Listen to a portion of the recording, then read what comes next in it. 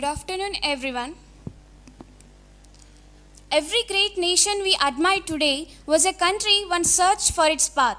From Japan's rise after the war to South Korea's journey from poverty to Israel's emergence as an innovation hub.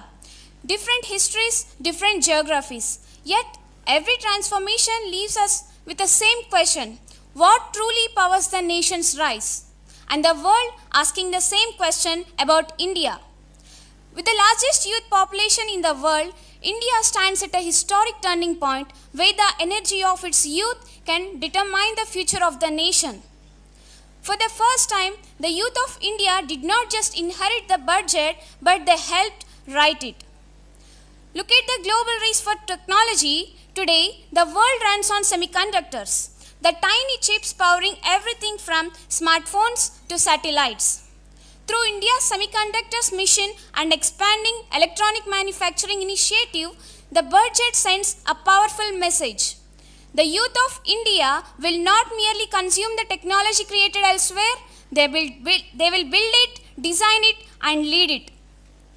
But my dear friends, growth without innovation is incomplete. Recognizing this, the budget strengthens the India's innovation ecosystem through a 20,000 crore research, development and innovation initiative. Because in the 21st century, the economic strength of a nation will not belong to those nations rich in natural resources, but it belongs to the nations rich in ideas. And India's greatest reservoir of ideas lies in its young minds. And as we the youth, we are the emerging youth, we strengthen the economy of the tomorrow, we must also build it responsibly. With the growing investments in green energy and sustainable infrastructure, the budget also ensures that the growth of India is not just fast, but it is also sustainable. From creator labs to university townships, the budget ensures that reimagines the education for the future. Not just degrees, but skills, ideas, and entrepreneurs.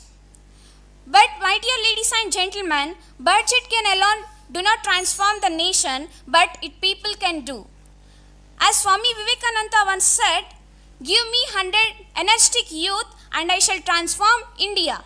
Today, we do not have 100 youth, but we have 100 of millions. If their skills are empowered, their talent is